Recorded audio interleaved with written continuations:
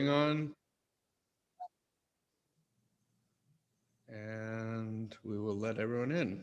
Admit all. Oh, wow. Yeah, we have about 30 people, so it's great. Oh, okay. Yeah, The very first person I see is Balram Singh, who is a yeah, friend of mine. yeah. Professor Singh So is, it's so nice of him to attend. yeah, there he is. I'm very nice to see you. Namaskar, Balram ji. Namaskar, Thank you so namaskar, much for Alok ji. joining this. Yes. So good to see you. Yeah, nice to see you. Welcome, everyone. Here's Professor Sen Gupta. Here's all the students from IST 111. Thank you all for being here and some other guests. So as we wait for a couple more people to join, we can have 2 minute Shanti, just 2 minutes of silence to settle the mind, settle the body, and get ready for this wonderful lecture that we're going to have. So here we go, 2 minute Shanti.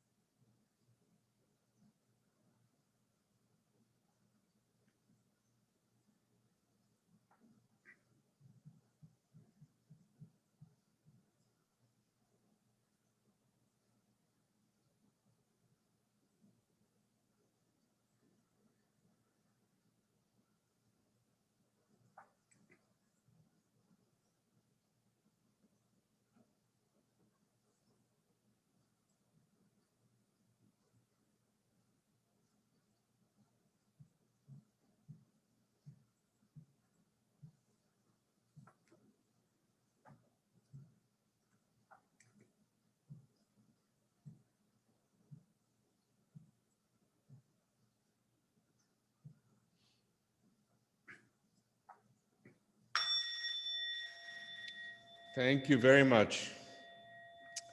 So my name is Srinivas Reddy, and I am a visiting professor at Indic Studies at UMass Dartmouth, and it's a pleasure for us to have Professor Alok Kumar join us today for a lecture which is part of our ongoing lecture series and also part of integrated into our Science of Kriya Yoga course. So let me introduce Professor Kumar.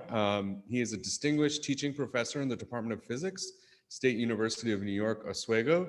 He's had quite a distinguished and long career, particularly here in America, where he's been for over 40 years. He took his PhD from Kanpur University in 1980. And then before he even finished his PhD, he was telling us he was invited to teach at Cal State University, Long Beach, where he stayed for 13 years. And then in 1992, moved to SUNY Oswego and in the Department of Physics, which he chaired from 2005 to 2011. He's received various research grants and teaching awards, not only from his home institution, but from global institutions around the world. In particular, he won the Chancellor's Award for Excellence in Teaching, which is a Lifetime Achievement Award for excellence in both research and teaching students. He was also awarded the very prestigious Humboldt Fellow Award from Germany. He's the author / co-author of several books, including Science in the Medieval World, Sciences of the Ancient Hindus, Unlocking Nature in the Pursuit of Salvation, A History of Science and World Culture, Voices of Knowledge, and the most recent 2019 book, Ancient Hindu Sciences, Its Transmission and Impact on World Cultures. We are absolutely delighted to have Professor Alok Kumar join us. He's going to be speaking about contributions of the ancient Hindus to science and technology. So on behalf of our Science of Kriya Yoga class, UMass Dartmouth, and all the community here, let us welcome Professor Kumar. Thank you very much. Thank you, Srinivasji. It's so kind of you to introduce me. And this is a topic, which is not very common in academia. So I do not get a chance to talk about, much on this topic in my day-to-day teaching. So when I get an offer like this, I look forward for this conversation because it allows me to share what, the kind of researches I have done.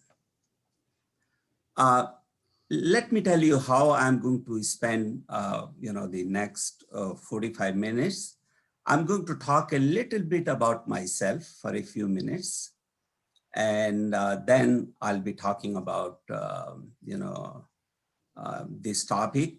And most of the things I'll talk about myself, that will be in the context of this topic. And then, in the end, we can have a conversation where I can learn from you and you can learn something from me.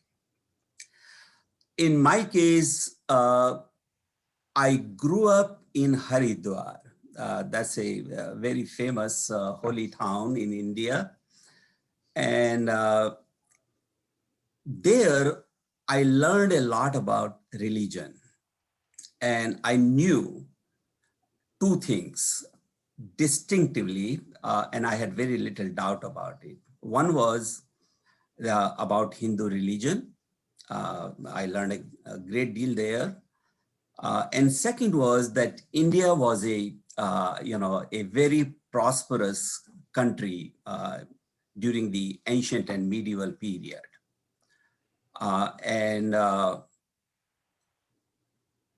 Knowing little bit about science and technology, I knew that if a country is quite rich, in fact, it was known as the golden bird, a country can prosper financially or materialistically only when they excel in science and technology.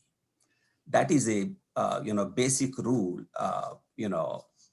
which I knew a country of that size. A small country can prosper through other means also, but for a large country like India, without excelling in science and technology, they can, I knew that they cannot be prosperous. And in my academic training, I was never taught anything about, India's contribution to science and technology.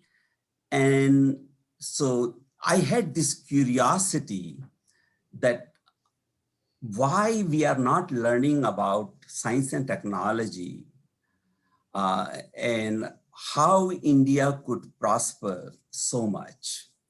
And my academic training totally failed me because I never learned anything in academia about India's contribution to science and technology. So I decided that, okay, I'm going to investigate myself, and I did not succeed. But when I came to California, and I decided that I'm going to study, consult libraries, to investigate that, I found out quite a few books dealing with India's contribution to science and technology, and that's got me interested, And I thought if India was indeed a great civilization, then other cultures must have written something about India. And so I decided that, okay, I'm going to go through the Greek literature, Egyptian literature, literature from the Middle East and Europe. So that's what I did. And when I did that, then I realized, my God, it's a story that is still waiting to be, told to rest of the world. And that's how I, decided to publish a few books. So let me go to the slides that I'll go through to share. This is where I teach, State University of New York. And let me, yeah, okay. And this is, by the way, my university. It's a beautiful place. It's on the shore of Lake Ontario. That's where 22% of the whole world's water, drinking water, is available between my city and Chicago. So that tells you how precious this place is. 22% of the whole world's drinking water is between Oswego and Chicago. So the Great Lakes, that's where I teach. And I grew up in Haridwar, which is, the meaning of this word is gateway to God, because the place, the Himalayas, they were so beautiful. People thought that's where gods live. And so I was very fortunate to grow up in that town. Now, these are the books I have published. The first book is Science in the Medieval World, as Srinivasji talked about. I published that book in 1991. It is based on an 11th century document from Muslim Spain. This is very important. And if you know a little bit about the history of India, then you know the Islamic invasion in India happened in 11th century. So the book was written, this book, Science in the Medieval World, was written prior to that Islamic invasion. And it's a wonderful, period of India, because India was very prosperous, very powerful, and the foreign influence was minimal at that time, or the atrocities were minimal at that time. In 11th century, things changed, and this book, which was written in Spain in 11th century, was not known to the English-speaking world. And so I thought, let me, introduce this book, and that's how that book was published. And I'll be talking a little bit about that book. Then I published this book, Sciences of the Ancient Hindus. And after I published this book, I told my wife that I will never be writing another book, because most of the books I write, or they have to be done outside my teaching duties. So obviously, it's a challenge. So I promised her that I will never be writing another book. But after I published this book, the reception of this book was so good, where even in one case, the president of a country contacted me and said, how can I get a copy of your book? And I said, well, prove it to me that you are a president of a country. I'll give you a copy of the book. Because I could not believe that somebody who is a president of a country is going to contact me. So I knew that is fake. Sure enough, he proved it to me that he was the president of a country. So I gave him a copies. And that changed everything. And so since then, I have published another book, a history of science, history of science in world cultures, where I have written about, different cultures and their contribution to science. And then recently I published a book in, ancient Hindu science, because my book, Sciences of the Ancient Hindus, people were complaining a lot that it is too heavy, it is too, big. It was about 4.5 pound, in weight. So they wanted something, that is not too heavy. So that's how I ended up writing this book, Ancient Hindu Science. And for some reason, an Indian publisher contacted me and they wanted to publish that book in India also. And so I have now two different editions, one published in America and another one published in India. So that's the reason you see 5, cover pages here, although it's 4 books. I'm also interested, by the way, in making documentary films. In fact, I have received a grant, and Balramji, who is in the audience, he has helped me quite a bit in making these movies. In fact, he is a subject in one of those movies, and it's a very important work, because all these ancient sites, archaeological sites, they are going to disappear in time, and it is important that we, digitize them. So I'm involved in that work. Now, let me share the current status of our knowledge. In the year 2000, since we were completing 2 millennia, scientists decided that, okay, they are going to compile the top 100 contributions in history. It was done by the American Association for the Advancement of Science, which is the perhaps the largest science body. It's a very powerful, and they have a journal, they call it Science Journal or Science Magazine, they publish it. So in the January 2000 issues, they listed those 100 contributions. And out of those 100 contributions, 98 contributions came from the Western world, and only 2 came from the non-Western world.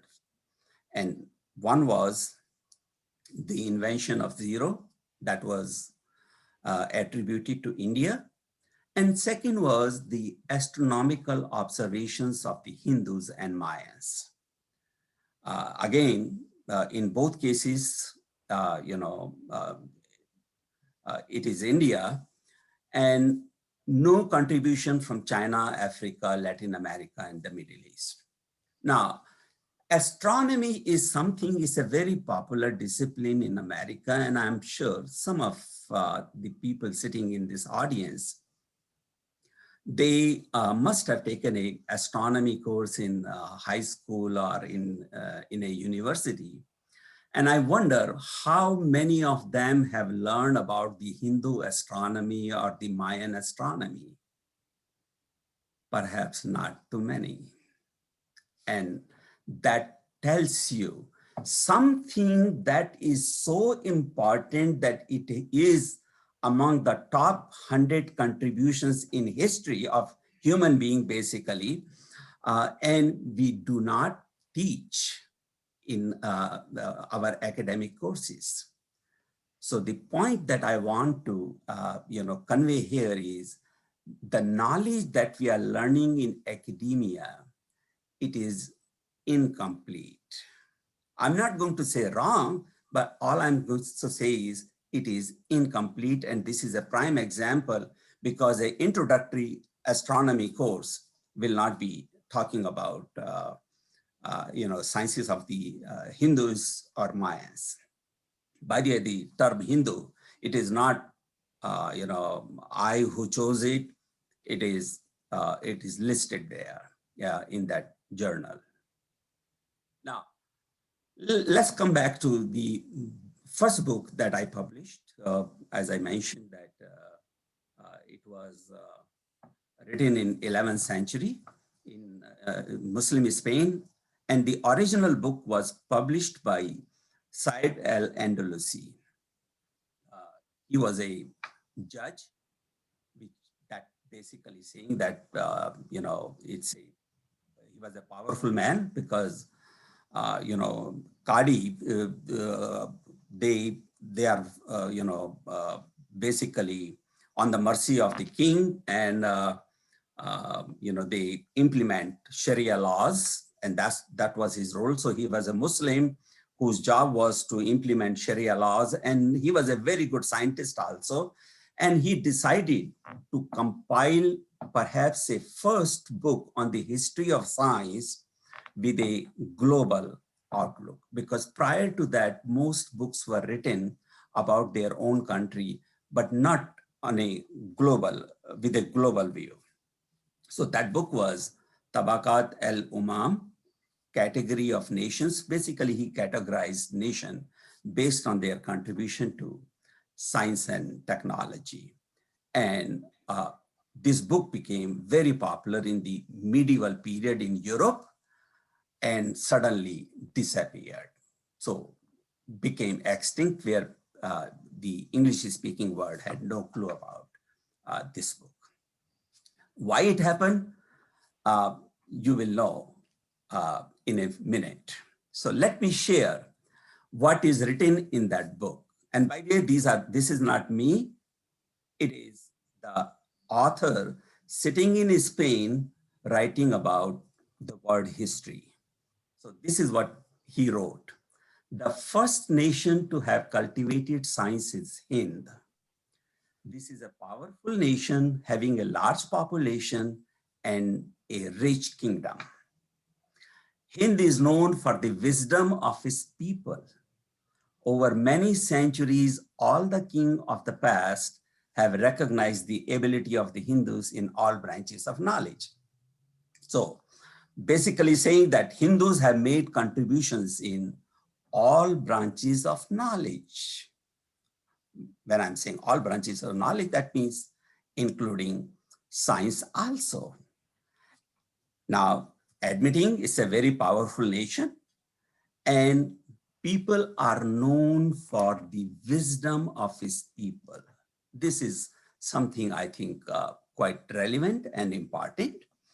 Now, another place in the same book, he has written, the Hindus, as known to all nations for many centuries, are the essence of wisdom, the source of fairness and objectivity, and they are the people of sublime pensiveness, universal epilogues, and useful and rare inventions.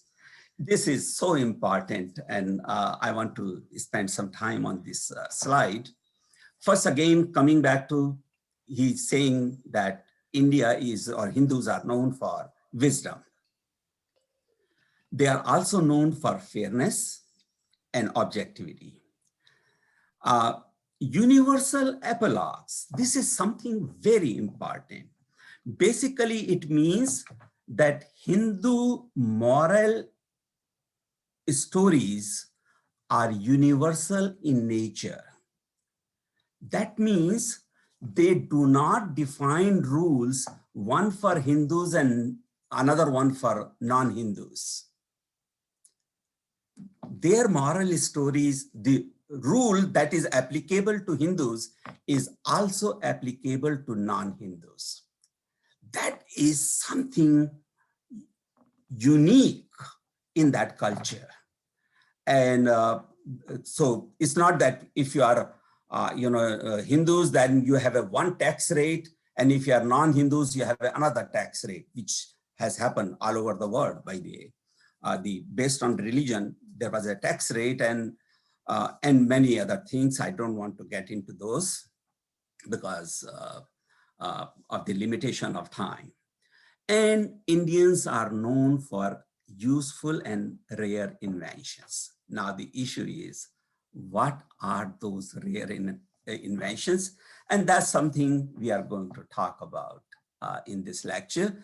And by the way, I have written 4 books, so I do not know how much I can cover in 45 minutes. If you are not satisfied, call me again. I would be happy to come back again and talk some more. Now, like for example, talking about the Hindus, they believe that the whole world is one family. They are not saying that Hindu is one family and non-Hindus are another. They always say that truth alone will succeed, not falsehood. So it's not that if you are a Hindu, then you can lie a few things and God will have mercy on you. And if you are a non-Hindu, then you will suffer. No, no such thing. And when they pray for welfare, they say that everyone should be at peace, everyone should be healthy, and so on. So these are the examples. Nowhere you will see that the rules are applicable to Hindus only. All Hindu rules are universal in nature. And now the issue is, what are their inventions? What have they done? And first, let us analyze their traditions. And these are the 4 traditions of the ancient Hindus. First, you can raise question about any book, about any sentence in those sacred books, and you are not going to make anybody angry. In fact, if you have read Bhagavad Gita, it's basically Arjuna is asking all sort of questions. And Krishna did not say that, listen, be quiet and just fight or you will go to hell.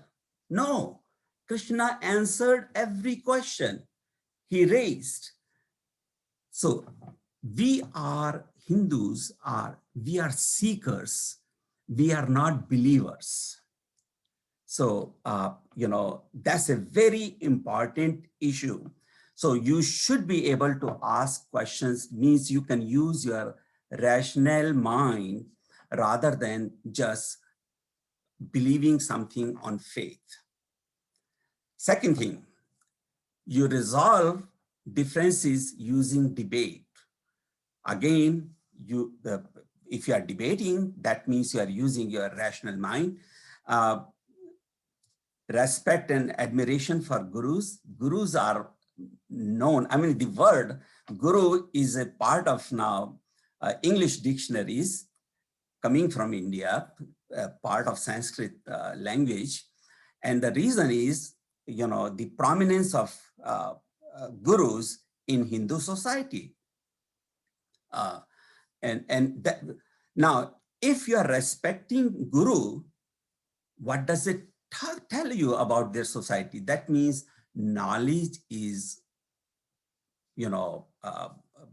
appreciated. Knowledge is, considered to be a virtue. And there is no conflict between science and religion. And I'm going to, skip a few slides. By the way, since it's a non-science audience, and many of you are not aware of the Indian literature either, so I'm going to skip. But if you know about Charak Samhita and where the rules of the debates are defined, those are so comprehensive that you will forget about the Roberts rules of order, which are by the Western way to organize debates. So Indians have done a marvelous job. In fact, this is how Charak Samhita was written, and it's a book on medical science. They collected a large number of gurus and medicine men, and they debated, and that's how the book was compiled. I think I have talked, I'm going to skip it. The most important thing is the progress in science has never been a hindrance to spiritual growth in India. In fact, we have not even differentiated the two. And to give you an idea how science was treated in India, uh, astronomy, mathematics, chemistry, physics, yoga, medicine, these were all considered to be sacred disciplines. And they were practiced to meet the needs of religion. When I'm saying religion means humanity. So all these sciences were considered to be sacred discipline. And to give you an example of that, when Aryabhata, who wrote a book called Aryabhatiya, where he defined rules of mathematics and astronomy, he wrote that whosoever knows Das Gitika Sutra, which means the first chapter of the book, describes the movements of the earth. First thing, movements means in plural because earth has two motion. And the planets in this sphere of asterism means nakshatra or stars passes through the path of the planets and reaches the higher Brahma. Means you can achieve moksha by practicing astronomy. You don't have to worship God even for a day. With astronomy, you can achieve God. You can achieve moksha. Kannada, when he wrote Vaisheshika Sutra, in there he has written that if you can learn physics, you can achieve moksha. So astronomy, medicine, physics, chemistry, biology, music, and all these fine arts, they were tools to achieve moksha, the ultimate goal for all Hindus. So as a result, science was bound to prosper in India because the rules were such that it was a natural, for India to excel, and they indeed excelled in science and technology. To give you an idea, they invented zero, they invented place value notation, and I'm going to focus on by the very first one. I don't think many people will understand trigonometry because knowing the audience, so I'm going to skip that. I will talk a little bit about heliocentric, that Indian system was heliocentric in nature, means sun was stationary and earth moved around the sun, rather than geocentric, that which was the belief in most culture till Copernicus. But in India, we knew that long before, and I will provide you proof. Ujjain used to be the Greenwich of the ancient world. If you pick up any book in the ancient period or even in the medieval period, not only in India, but in the Middle East and in Europe, the zero longitude was Ujjain and not Greenwich. When British became powerful, they decided to change it. And, that's how Greenwich became the zero longitude.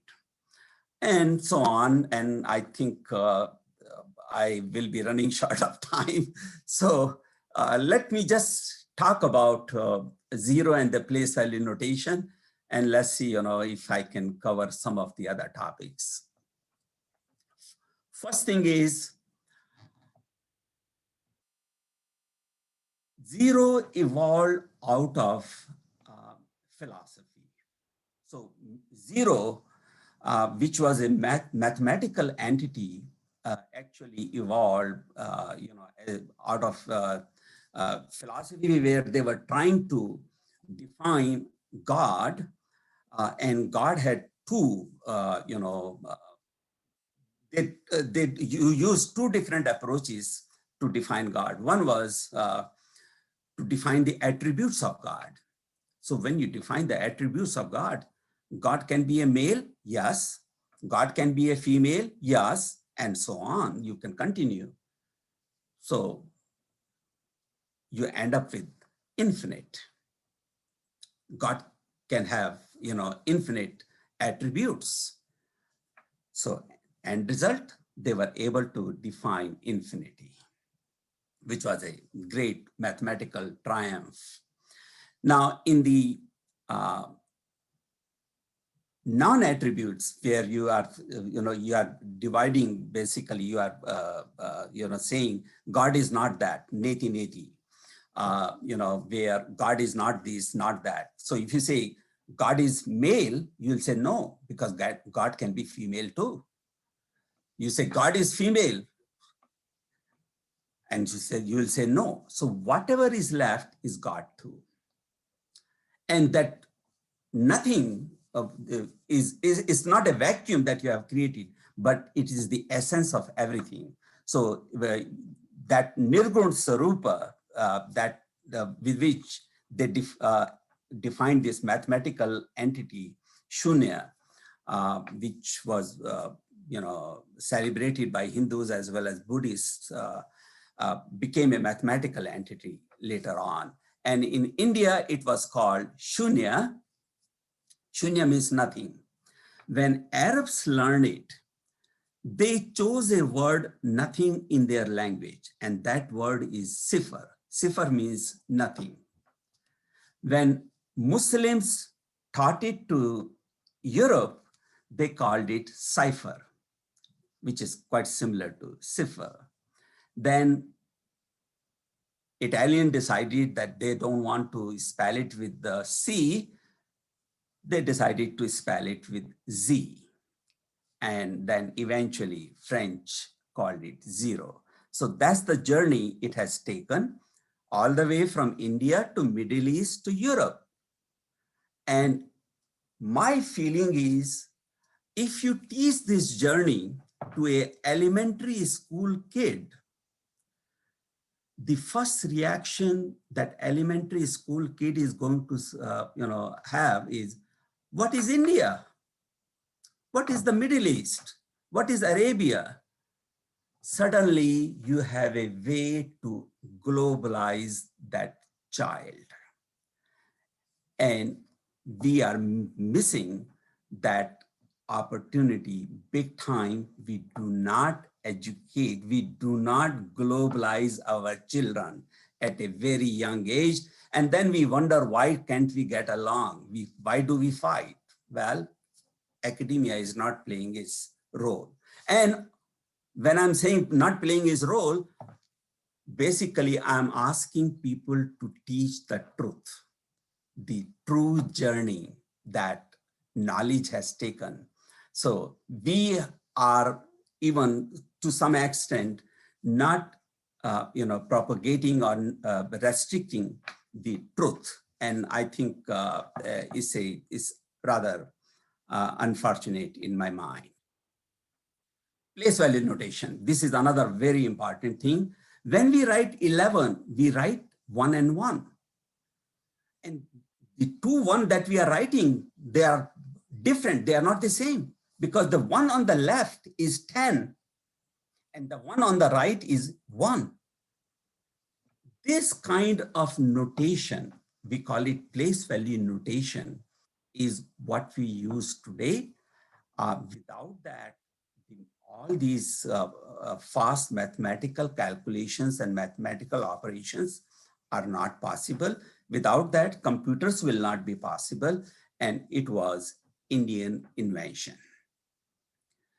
And that invention is so powerful and so simple that when we teach a child, first we teach numbers before we teach alphabet.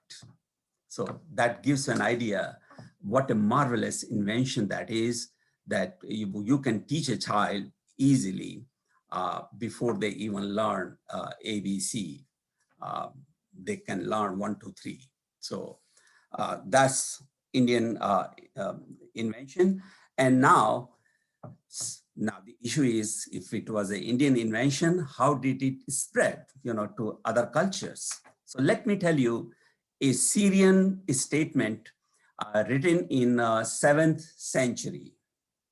A Syrian scholar, Severus Sebald, wrote, "I will omit all discussions of the sciences of the Hindus, a people not the same as Syrians, their subtle discoveries in the science of astronomy, discoveries which are more ingenious than those of the Greeks." I hope you are, and Babylonians. So Syria is basically, part of Babylon, is so close. And they are saying, no, Indians are more ingenious, more original. Their valuable method of computation, and I wish to say that this computation is done by means of 9 signs.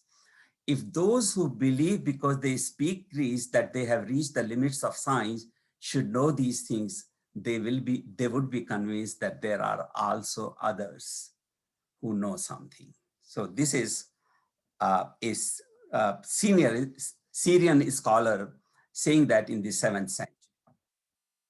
By 976, that knowledge was in Europe. And the very first documentary evidence means something that you can read it, you can see it, you can verify it. There is a book written in 976. This is prior to printing. So books were written, all books were handwritten. So the only way to have multiple copies is that somebody had to copy, those books on a piece of paper, handwritten. So this Isidore of Seville's book, Etymologies, was copied by a monk, Vigila. That was, and when he copied that book, he wrote a side note, a sidebar in that book. And that note is as follows: "We must know that the Indians have more subtle talent and all other races yield to them in arithmetic and geometry and the liberal arts. And this is clear in the 9 figures with which they are able to designate each and every degree of each order. And these are the forms." So he defined, 1, 2, 3, how to write those. By the Pope Sylvester, and I know my time is almost up, so I'll finish up in 5 minutes. Pope Sylvester. You can take your time, Professor. Take another 10 minutes if you'd like, please. Okay. Thank you. I would appreciate it because I can otherwise go on and on. So Yeah. That Go I ahead. have an eye on the time also. Pope Sylvester, he was the Pope in year 1000. He was a Frenchman, grew up with Christians, moved to Spain, learned it from Muslims, and popularized Hindu numerals, wrote a book about it. This is multiculturalism in science. And I wish if we can teach that knowledge to an average child, unfortunately, we don't. So he knew about, he was an expert on astronomy and mathematics, and he popularized astronomy and mathematics among Europeans. Now, when we read the history of mathematics, we say that Leonardo Fibonacci is the father of mathematics in Europe. Now, let me share what Leonardo Fibonacci wrote. He published a book, Liber Abaci, and in that he's saying the art of the 9 Indian figures. The introduction and knowledge of the art pleased me so much above all else, and I learned from them that whoever was learned in it from the nearby Egypt, Syria, Greece, Sicily, and Provence. So basically he's saying that wherever I can learn this knowledge, this mathematics, I'm learning it. And based on that, he wrote that book, Liber Abaci, basically considered to be the most important book on mathematics in Europe. And that is essentially based on Indian knowledge. The Fibonacci number that is based on this book is a very famous, Fibonacci sequence that was known to Indians much before Fibonacci. So this is, and things do not happen easily because there are some patriarchs who don't care, whether the knowledge is good or not. What they care for is how it will affect the country. Out of the patriotism in Florence, means in Italy, these numbers were banned. So they were told that don't use Hindu numerals. In Frankfurt, Germany, in 15th century, they banned Hindu numerals. And in so many other countries, European, by the way, it happened many times that,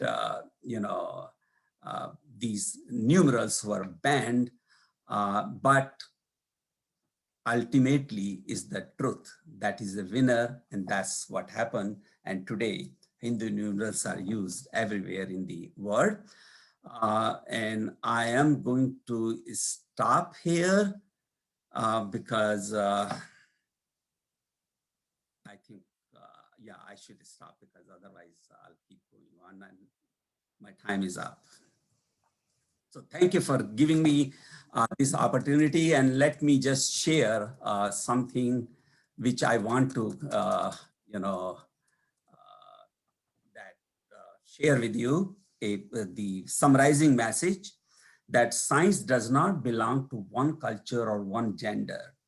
It belongs to all who want to unfold the mysteries of nature. And when we are talking about multicultural education, it is not due to the political agenda for a diverse society. It's not that we are trying to please, Afro-Americans or Chinese or Indians. No, it is the true nature of science. And I hope more and more people can get that message. And with that, I'm going to stop and I'm open for any question that you may have. Wonderful, Professor. Thank you so much. You can stop sharing the screen and we have some questions already in the chat. So I think we have enough time that it might be nice to have people actually ask the question live if we want to do that. I think that would be nice. So Chet, would you like to ask a question?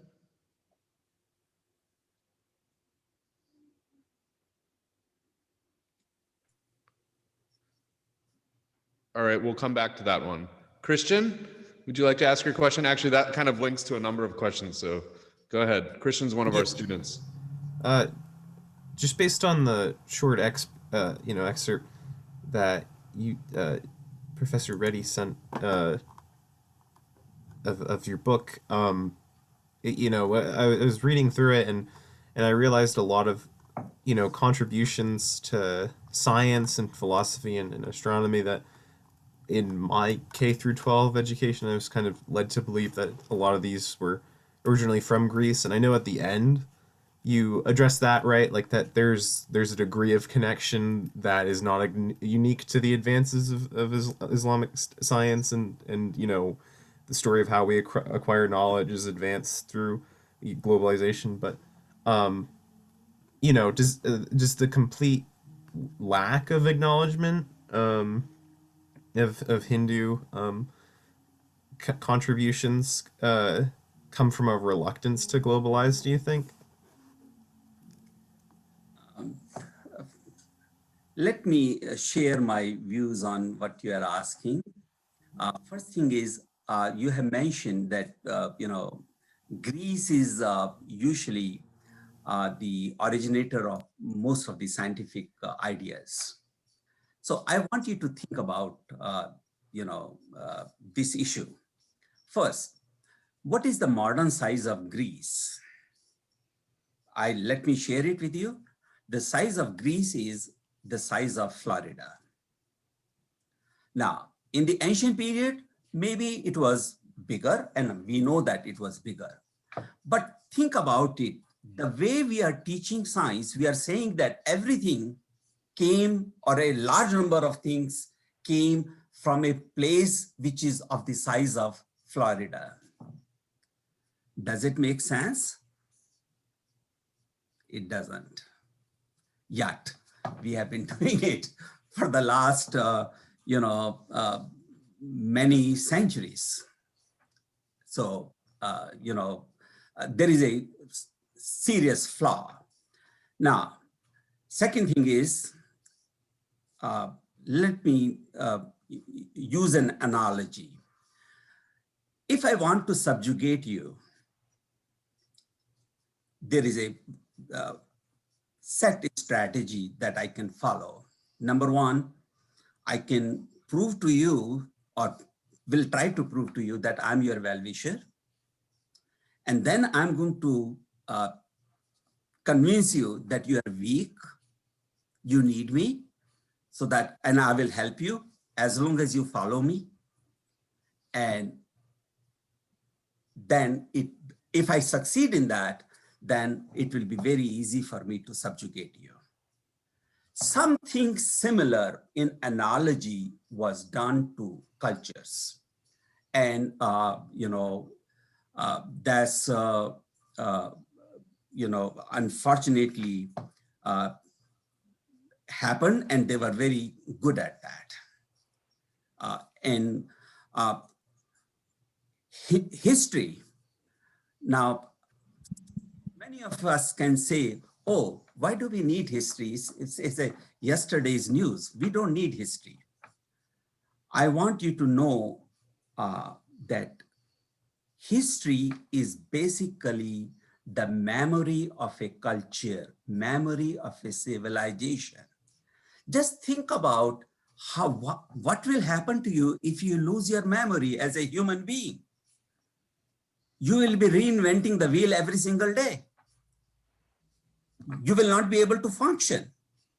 So just like without memory, a human being cannot function properly, the same way without history, a civilization or a culture cannot exist.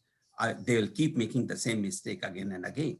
That's the reason in the Western world, history department is everywhere in all universities, but almost non-existent in India. And the reason is because if you investigate that, then you suddenly realize, my God, how powerful we were. And if we were so powerful, why we were colonized? And we were colonized quite a few times. And then you resolve the whole mystery. And since, it was, certain powers did not want that to happen, they never educated us.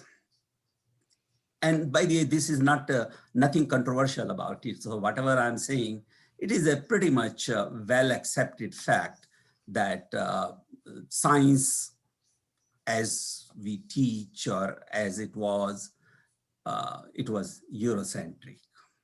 And that's the reason, not only India, Egypt, Africa, Latin America, most of these civilizations are missing. We can go now to Alexis, I think, has a question which kind of relates to this. So Alexis? I was thinking, how do you think that Hindu contributions still lead science to the open-minded thinking? I was thinking more like, for example, like Galileo's thoughts were pressed off by the church. It seems like Hindu contributions were more accepted, more open-minded. Do you think that's why they were so successful in spreading their knowledge? Yes, but we have to, first thing is, in the history of India, or Hindustan or Bharat, whatever you call it, no atrocities were committed on people who came up with new ideas. It never happened. So people were free to share their ideas, number one. Number two, which where, like Galileo had trouble in the Western world. And in fact, it took 300 years, 3 centuries for them to apologize. It was the John Paul II Pope, who apologized to Galileo that we wrongly imprisoned you.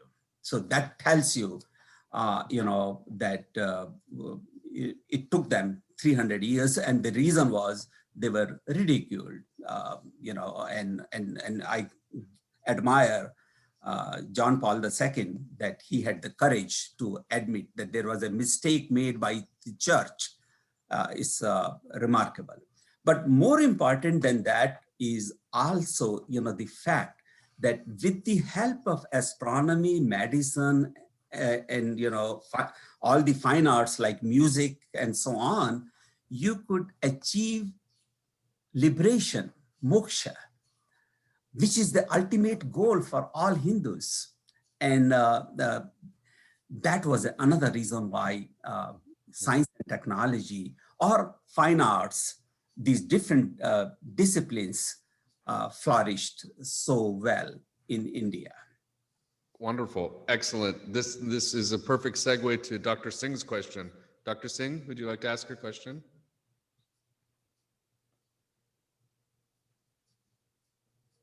Or I'll Yeah, I'm here. Haji, Uh, bataiye. yeah.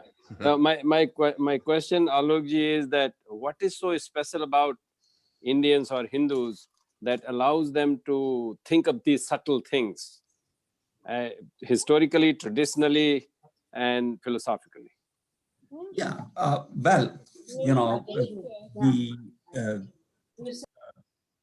we are always looking for liberation. And we know that for liberation, we do not need to memorize a book as done by, in some other, societies. In our case, if I can master astronomy, if I can resolve the mysteries of these planetary motions, I can achieve moksha. So these people were investigating nature to a much greater depth rather than, basically spending energy elsewhere. And as a result of that, we excelled to great heights where, some of the things that were written many thousand years ago are valid, truthful even today. That's, I think, the mindset of Hindus played an important role where, like in my case, I consider myself to be a Hindu, okay? How many times do I go to a temple? Almost never. And yet, I feel whatever I'm doing, I'm help, by investigating the mysteries of science, I am trying to achieve moksha. I'm following that, path. So versus, if you see, if you don't go to, a church or mosque and, you will not be considered as a religious person, but in among the Hindus, I'm not trying to criticize there. So please, don't think that way. But to me, if I can achieve moksha by excelling in astronomy or in physics, I don't need to go to a, temple. And that's what I have done. And that's part of the reason, Hindus have done so well. Yeah, I think that's a valid point. Alokji, but because of the course, the science of Kriya Yoga, one of the things that the greater things that have come in India in terms of knowledge is when they still their mind and the philosophy of how the knowledge appears only when you still your mind is, and I think students will appreciate that if that were. And by the way, I totally agree with you. In fact, I have written, in my both books, Sciences of the Ancient Hindus as well as Ancient Hindu Science, based on what you have just said, that no matter what, when I'm trying to excel in astronomy, I have to focus. If I cannot focus, I cannot do it. And for that, I have to be good in the control of mind so that I can dictate my own mind to concentrate on one thing. So meditation is a very important tool, for investigation. Without that, in fact, Fritz of Capra, who has written The Tao of Physics, and a bestseller book on, basically mysticism in science, he has mentioned that, that Hindus, because they meditated, it was easier for them to focus.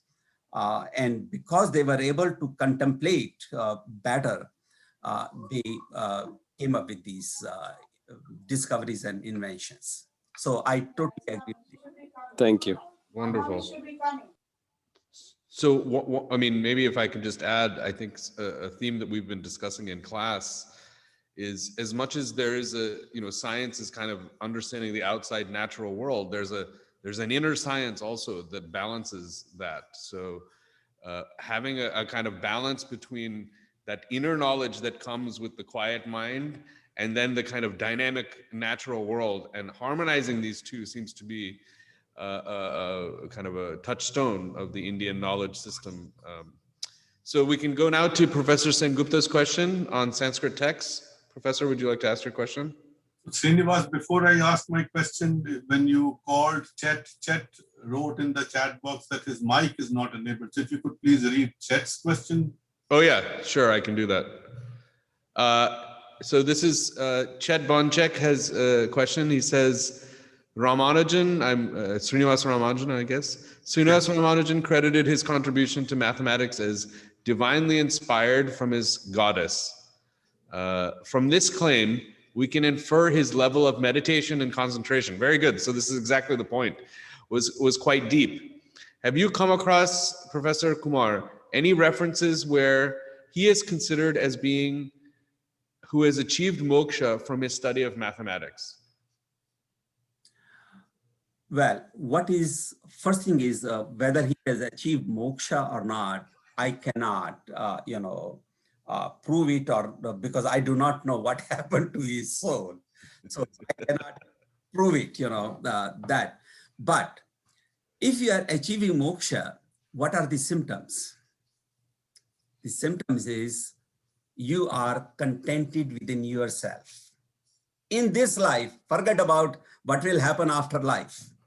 And if you see the life of Ramanujan, he was pretty well contented with himself, So whether he received moksha or not, but definitely to me, he was on that journey, no question about it. By the way, I'm a scientist, so I talk based on evidence. So if I do not have an evidence of that, I have no shame in accepting that. And so I do not know whether he received moksha or not, but to me, he was definitely on that journey, because I don't believe that, some people, they feel that you have to suffer in this life to achieve moksha, because if you are suffering in this life, there is no guarantee that your next life is going to be better. You have to be very well contented in this life also. Right. And if you are doing the right thing, then you can be, because monks, they have nothing in their life, and yet they are so well contented. So it's a state of mind. Happiness is a state of mind, and if you can contemplate, if you can control your mind, then things become a lot easier. And that's, I truly believe in. Yeah. And just to add on to the Ramanujan question, Ramanujan's life as a mathematician was based largely also in his dialogue with G.H. Hardy, one of the great Western mathematicians. And he brought that kind of scientific rigor to Ramanujan's kind of revelations. And so, again, I think a good example of the dialogue that happens to create knowledge, which, as you were saying, is an essential part. Nothing in India is just one person saying. It's always a conversation. It's always a dialogue going back and forth, whether it's Krishna or Arjuna or some samvada that's going on. So I think that's really important. And actually, that kind of relates to Professor Sengupta's question. Would you like to ask, Professor? Thank you, Srinivas. Yes, Professor Kumar, that was exactly my line of thought as well, as you so beautifully explained. Science doesn't really happen in isolation. So I'm assuming that there were a lot of cross-fertilization, cross-cultural dialogue between the Hindus and the Greeks and the Middle Easterns and the Europeans. And you showed these texts from the original source, how they were translated into these other languages. Do you have examples of the reverse process where Hindus translated some of the seminal texts of other civilizations? Oh, okay. What you're saying is just like other cultures have written about India or about Hindus, have we written about other cultures and other countries? Is that the question? Yes, yes. No, not just written, but appreciated these ideas which they made modified and refined. Yes, it's a very interesting question. It's a very good question, actually. And that tells us something about the the history we have gone through. There is very little written about, the foreign cultures from India. There is a astronomy book saying Romaka Siddhanta, where we are learning astronomy from Rome, and so on. So, but very, very few, very small number. And in all those, anytime we have mentioned the foreign cultures, we have written, basically suggested that we are the teacher. And for example, Chinese were visiting India. Indians were not visiting China for learning. I mean, all the top Chinese philosophers, they came and studied in India. They went back and they became famous. Indians, when they went to China, they were the teachers in China. They did not come back to India. They remained in the, king's court. This is one example of China. Now, let's talk about Greece. You hear a lot about Greek philosophers, but you very rarely read about their life. For example, Pythagoras. We claim that, he was a, top-notch Greek philosopher, and no question about it. But where was he living? We don't focus on that. The truth was, he was mostly away from Greece. The historical documents suggest that he was in India. And to prove that point, by the way, there are, in my book, I have provided a large number of historical documents with proper reference, written 1,000 years ago or 2,000 years ago and so on, saying that he was in India. He was a vegetarian. Greeks were not vegetarian. He believed in reincarnation of souls. Greek did not believe in reincarnation of soul. He did not stay in one place. He promoted, that priest or teacher should not stay in one place and should not hold money. He was against money, and so on. He believed that we should not write books like orality in Indian culture. Indian culture, we did not write books.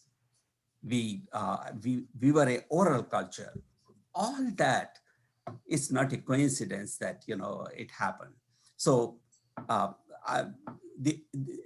as a result of that, throughout in history, it is documented that he came in contact with the Indian philosopher. But I'm sure if you have studied Pythagoras, that knowledge, I'm not sure if it was shared with you.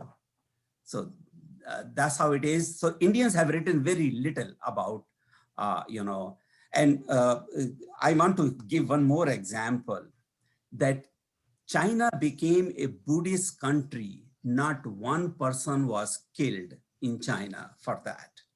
We won the heart of those people and promoted our ideas. And this is what happened elsewhere too. We have never invaded. It is our ideas that have, won the heart of people. And as a result of that, our culture has spread throughout in the world.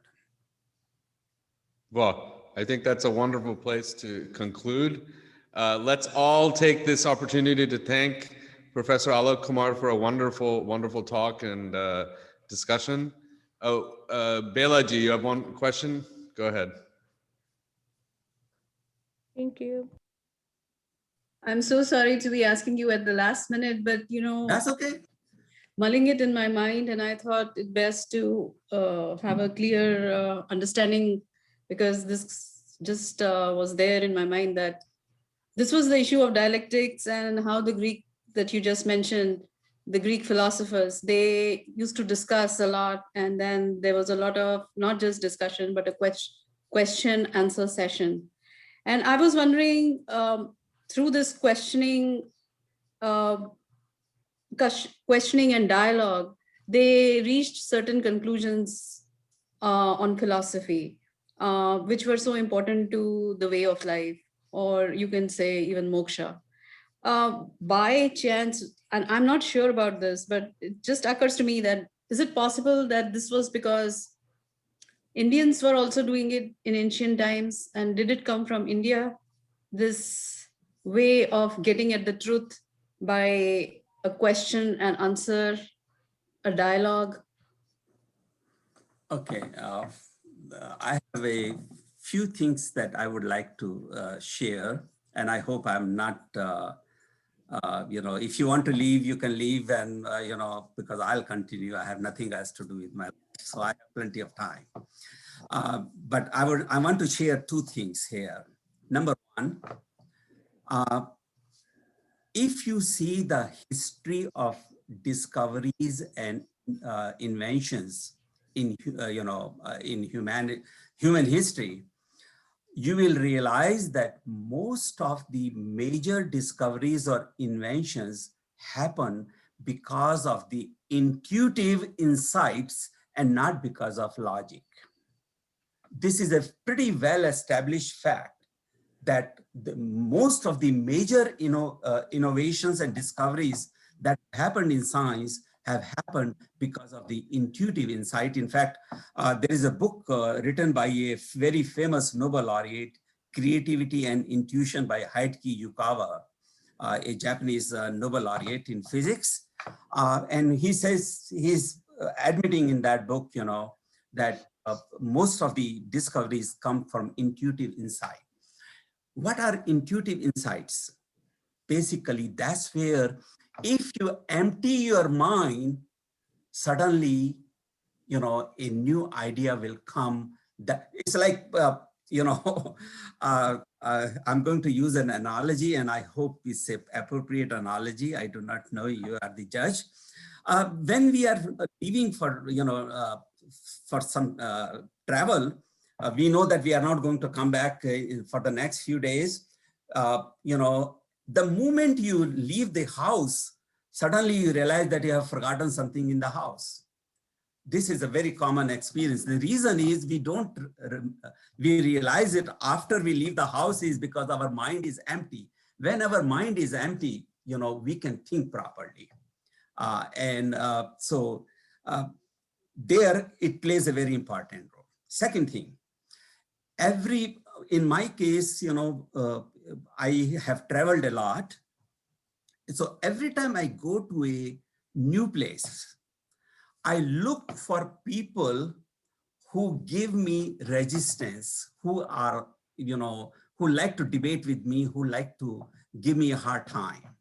Those are my best friends, by the way, because anytime I come up with a new idea, I go to them. And if there is a flaw in that idea, they will make sure that they find it and make sure that I know it, This is how ideas evolve. So you need a person where you can talk about the ideas. You need, this conversation, it is very helpful.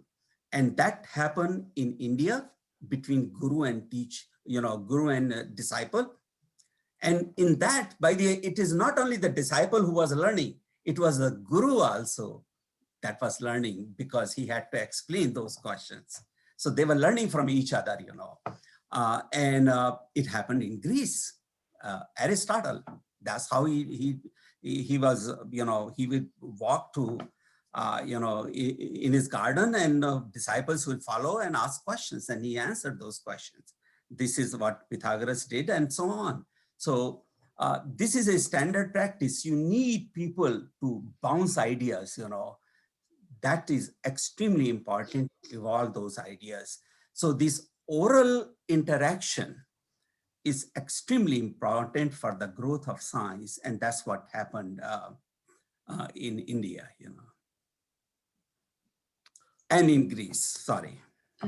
Thank you. Wonderful. Yeah, I think it happened in India between Guru Shishya also. The Guru would always answer the question if a Shishya asked, or even for that matter, Nachiketa kept asking and asking and asking about moksha. And so that was there always in Indian culture, Hindu culture also. I mean, I do not know if anybody here, about Sadhguru, who is becoming quite popular in India these days. Sadhguru Jaggi, he's on YouTube everywhere, I mean, just look at him. One life, who's a man who is claiming that he doesn't like to read books. He has not read any scripture, nothing, You can basically answering every single question you can imagine. This is how, life is, and and because he's forced to think about so many things, eventually he has become quite versatile in answering those questions. So questions are valuable tool of investigation, and without that, it is difficult to do research, to do investigation. All right, on that note, I think we'll have to end. you. We're already past our time. So thank you again, Professor Kumar. We'd love to have you come back. You've given us a lot to think about, and it's a delight to have you. And we thank you on behalf of Indic Studies and UMass Dartmouth and all the community here. Thank you very Namaskar. much. Thank you so much for inviting me. Thank you. This is hers. Thank Hold on. Namaskar, namaskar. It's such a pleasure. Thank you. I feel honored to get to know you. And if you ever want it, I would be happy to share some other things. Great.